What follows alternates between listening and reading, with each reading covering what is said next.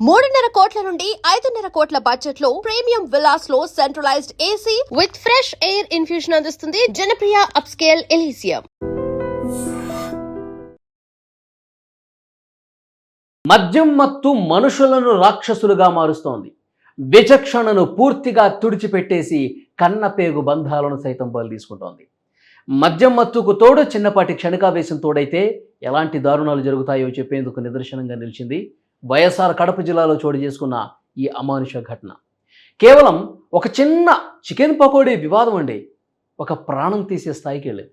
శనివారం పూట non veg తెచ్చావని అన్న మందలించటమే తమ్ముడికి తీవ్ర ఆగ్రహాన్ని తెప్పించింది. ఆ కోపంలో రక్త సంబంధాన్ని కూడా మరిచిపోయి సొంత అన్నను గొడ్డలితో కిరాతకంగా నరికి చంపాడు.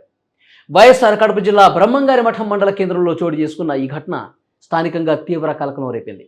బ్రహ్మంగారి మఠం పరిధిలోని రజక అన్నదాన సత్రం సమీపంలో వెంకట సుబ్బయ్య, సురేష్ అనే ఇద్దరు సొంత అన్నదమ్ములు నివాసం ఉంటున్నారు. వీరిద్దరికీ గతంలోనే వివాహాలు జరిగాయి. ఇద్దరు విపరీతంగా మద్యానికి బానిసలు కావడంతో వారి ప్రవర్తన నచ్చక భార్యలిద్దరూ కూడా వాళ్ళని విడిచిపెట్టి వెళ్ళిపోయారు. దీంతో ఆ అన్నదమ్ములిద్దరూ తమ వృద్ధ తల్లి వద్దే ఉంటూ జీవనం సాగిస్తున్నారు. రోజు మద్యం సేవించి ఇంటికి రావటం, ఏదో ఒక విషయంలో పరస్పరం గొడవలు పట్టడం వీళ్ళకి నిత్య కృత్యంగా మారిపోయింది. మద్యమత్తులో రోజు జరిగే ఆ రచ్చ చివరికి ఇంతటి ఘోరానికి దారితీస్తుందని ఆ తల్లి కూడా ఊహించలేకపోయింది. శనివారం రాత్రి సమయంలో తమ్ముడు సురేష్ బయటకు వెళ్ళి మద్యం తాగి ఇంటికి వస్తూ చికెన్ పకోడీ ప్యాకెట్ తీసుకున్నాడు. ఆ సమయంలో ఇంట్లో ఉన్న అన్న వెంకట సుబ్బయ్య అతన్ని చూశాడు. పవిత్రమైన శనివారం రోజున మాంసాహారం ఎందుకు తెచ్చావు అంటూ తమ్ముడిని గట్టిగా నిలదీశాడు. అక్కడితో ఆగకుండా సురేష్ను తీవ్ర పదజాలంతో దూషించాడు. మద్యమత్తులో ఉన్న సురేష్కు తీవ్ర ఆగ్రహం కట్టలు దించుకుంది. మాట పెరిగి ఇద్దరి మధ్య తీవ్ర స్థాయిలో వాగ్వాదం చెలరేగింది.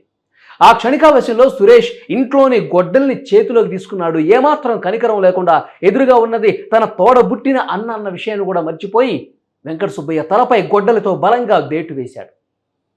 తీవ్ర గాయానికి గురైనటువంటి వెంకట సుబ్బయ్య రక్తపు మడుగులో కుప్పకూలిపోయాడు.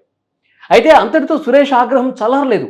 దారుణానికి ఒడిగట్టిన తర్వాత అతడు బయటికి వెళ్ళిపోయాడు. బయటికి వెళ్ళి మళ్ళీ మద్యం సేవించి కాసేపటి తర్వాత తిరిగి ఇంటికి వచ్చాడు. అప్పటికే రక్తపు మడుగులో ప్రాణాలతో కొట్టుమిట్టాడుతున్న అన్నను చూసి కూడా అతనిలో ఏమాత్రం పశ్చాత్తాపం కలగల.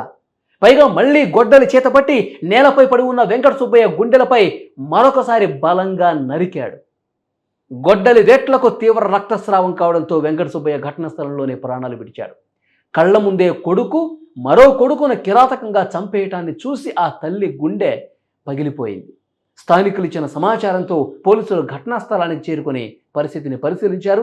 రక్తపు మడుగులో పడి ఉన్న మృతదేహాన్ని స్వాధీనం చేసుకుని పోస్టుమార్టం నిమిత్తం ఆసుపత్రికి తీసుకెళ్లారు. ఈ ఘటనపై పోలీసులు కేసు నమోదు చేసుకున్నారు. నిందితుడిని అదుపులోకి తీసుకున్నారు. దర్యాప్తు వేగవంతం చేశారు. కేవలం చిన్న చికెన్ పకోడీ వివాదం మద్యానికి బానిసైనటువంటి మనస్తత్వం చివరకు నిండు ప్రాణాన్ని బలిగొనడం చూసి అక్కడ ఉన్నటువంటి గ్రామస్తులందరూ కూడా దిగ్భ్రాంతి వ్యక్తం చేశారు.